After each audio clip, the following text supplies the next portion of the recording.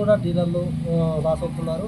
అసలు ఈ విషయాన్ని మనం సిపిఎం కార్యవర్గ సభ్యులు కూడా కోరుతున్నారు. రోజు ప్రజా సమస్యల మీద పోరాడే నాయకులు వారి మాట చూస్తున్నాం. అలా చెప్పండి, అసలు డీలర్ల సమస్య మీద మీరు ఎట్లా చూస్తున్నారు?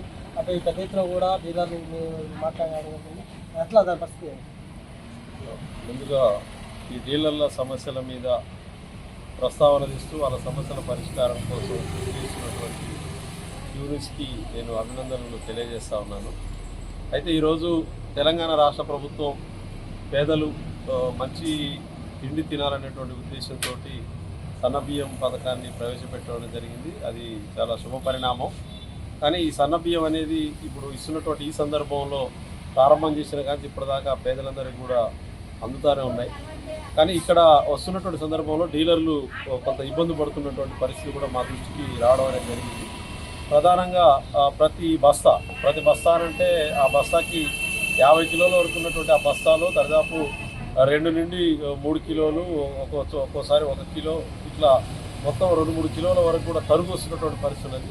ఈ తరుగు భారం కూడా మొత్తం కూడా డీలర్ల మీద భారం పడుతున్నటువంటి పరిస్థితి ఉన్నది.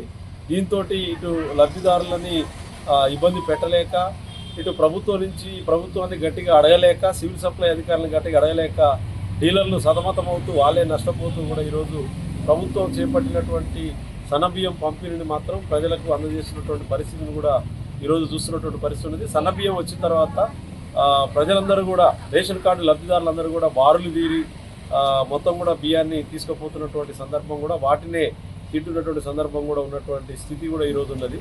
ప్రధానంగా మీరు డీలర్లతో మాట్లాడినటువంటి సందర్భంలో మాకు ప్రభుత్వం నుంచి, ఇటు కేంద్ర ప్రభుత్వం కానీ ఇటు రాష్ట్ర ప్రభుత్వం కానీ, ఈ 2 ప్రభుత్వాల నుంచి వచ్చేటువంటి కమిషన్ కూడా ఇవ్వడంలో కూడా కొంత బాగా జాప్యం జరుగుతున్నటువంటి విషయాన్ని కూడా మా దృష్టికి తీసుకురావడం అనేది జరిగింది. ఈ రకంగా ఇటు కమిషన్ వైపు నుంచి రాకపోవడం, ఇటు తూకంలో తరుగు రావడం, ఈ రెండింటి మూలంగా డీలర్ల మీద భారం పడి వాళ్ళు తీవ్ర ఇబ్బందులు పడుతూ ఉన్నటువంటి పరిస్థితి ఉన్నది. ఇటీవలి కాలంలో మేము సోషల్ మీడియాలో కానీ, తర్వాత పేపర్లలో, టీవీలలో కూడా చూసినటువంటి పరిస్థితి ఉన్నది. డీలర్లందరూ కూడా తమ సమస్యల పరిష్కారం కోసం సమ్మెబాట పట్టాలనేటువంటి ఆలోచన కూడా చేసినటువంటి వార్తలను కూడా విన్నటువంటి సందర్భం ఉంది.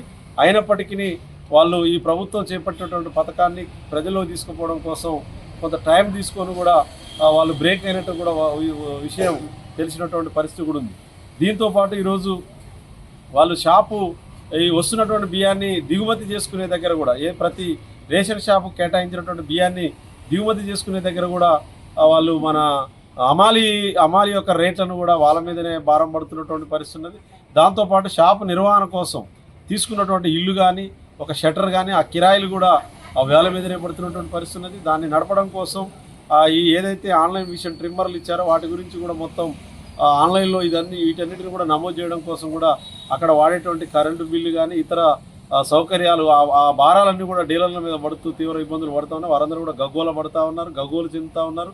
వాళ్ళందరూ కూడా ఒకటే అడుగుతూ ఉన్నారు, అన్నా మాకు ఇటు కమిషన్ రాదు, ఇటు భారాలు పడి మేము ఈ షాపులు నిర్వహణ చేయాలంటే తీవ్ర ఇబ్బందులు పడుతూ ఉన్నాం. మా సమస్యల మీద మీలాంటి వాళ్ళైనా, మీ సిపిఎం పార్టీ అయినా మా ప్రజా సమస్యల మీద మీరు పోరాటం చేస్తారు కాబట్టి మా డీలర్ల సమస్యలు కూడా మీరు అండగా ఉండాలనేటువంటి విషయాన్ని కూడా మా దృష్టికి తీసుకొచ్చారు. మేము తప్పకుండా మేము వారి సమస్యల పరిష్కారం కోసం మేము కూడా సిపిఎం పార్టీగా మద్దతు ఉంటాం అనేటువంటి విషయాన్ని కూడా వారికి తెలియజేయడం అనేది జరిగింది. ముఖ్యంగా చెప్పండి, కమిషన్ విషయంలో కావచ్చు, లేకపోతే బియ్యం తరుగు విషయంలో మీరు కలెక్టర్ గారు చూసే అవకాశం ఉంది.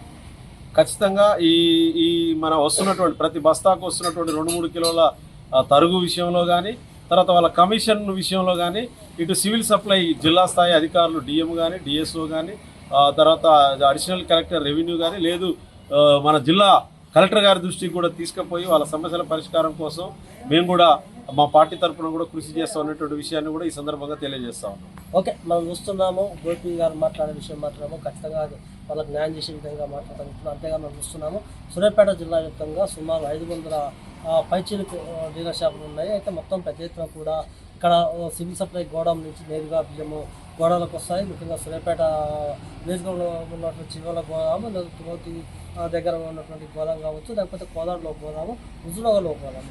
ఈ గోదాం దగ్గరకు వచ్చిన తర్వాత ప్రతి ఒక్క డీలర్కు అక్కడ గోదాం సివిల్ సప్లై బ్యాంక్ కాంచి గోదాంలోకి వచ్చిన తర్వాత గోదాంలో అక్కడ పేమెంట్ పెట్టాలి, ఏ డీలర్కి ఎన్ని కింటాల బియ్యం పోవాలని నేరుగా చూడవలసిన అవసరం ఉంది. కానీ అక్కడ ఎక్కడ కూడా అలాంటి సూచనలు పాటించుకోకుండా డైరెక్ట్ గోదాం నుంచి సివిల్ సప్లై గోదాం నుంచి వచ్చినటువంటి ఉన్నటువంటి బియ్యం బండిని ఇక్కడ రూట్ మ్యాప్ ఏ ఊరికి పోవాలి, ఈ ఊరు నుంచి ఇంకా 4 ఊర్లకి పోవాలంటే ఎన్ని బస్తాలు వాళ్ళకి వేయాలనే ఉద్దేశంతోనే మొత్తం కూడా బస్తాలు వేయడం జరుగుతుంది. వేసే క్రమంలో మాత్రం ఒక్కొక్క బస్తాకు 2 నుంచి 3 కేజీలు కూడా సన్నబియ్యం తరలిస్తున్న నేపథ్యంలో డీలర్లు చెప్పుకోలేక తలలు పట్టుకుంటారు. ఎందుకంటే ఒకవేళ చెప్పుకుంటే మాత్రము ఎమ్మటి అధికారులు వాళ్ళ మీద దృష్టి పెట్టడం జరుగుతుంది, వాళ్ళు తీసుకోవడం జరుగుతుంది. ఎందుకంటే తీసుకొచ్చిన క్రమంలో వాళ్ళని సస్పెండ్ చేస్తారు ఏదో ఒక కొరల రూపంలో. అంతేగాని మనం చూస్తున్నాము పెద్ద ఎత్తున కూడా ఇప్పుడు మన రిజల్ట్స్ కూడా ఉన్నాయి. కోదాడ సంబంధించినటువంటి పాయింట్ వద్ద లారీ టు లారీ సివిల్ సప్లైకు సంబంధించినటువంటి లారీ రావడం జరిగింది.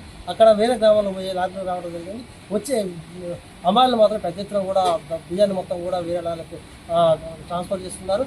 ఆ క్రమంలోనే పెద్ద ఎత్తున కూడా మోసం జరుగుతుంది.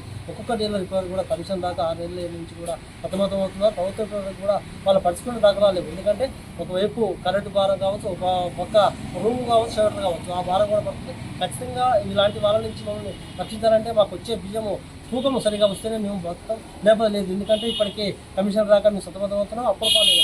ఎందుకంటే అసలు కొంతమంది ఏమని చెప్తున్నారు ఏంటంటే మేము చేయకపోతే బాగుంటుంది, కానీ ప్రభుత్వం ఎప్పుడన్నా ఖండించకపోతే మాకు ఉద్యోగం కల్పన చేయకపోతే అనే ఉద్దేశంతో చేస్తున్నప్పుడు మాకు తింటే వచ్చేలేదు. ఎందుకంటే సన్న బియ్యం రావడంతోనే వాళ్ళకందరికీ కూడా ఒక పిల్లు లాంటి వార్త అని చెప్పచ్చు. ఎందుకంటే పెద్ద ఎత్తున కూడా ఇదొక ఉన్న సామాన్య మానవుని కంచి లక్షాధికారికి కూడా బియ్యం తినే అవకాశం ఉన్న క్రమంలో ప్రతి ఒక్కరు కూడా రేషన్ కార్డు ఉన్న ప్రతి ఒక్కరు కూడా రేషన్ కోసం వచ్చి పారుదింటున్నారు.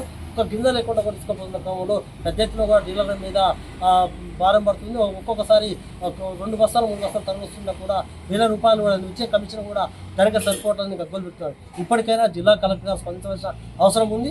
అసలు ఈ డీలర్ల కాడికి వచ్చే క్రమంలో ఎందుకు బస్తా నుంచి తరుగుదల వస్తుంది, ఎక్కడ ఈ అంత మాయమవుతుంది? ఎందుకంటే జిల్లా అధికారుల ప్రమేయం ఏముందా?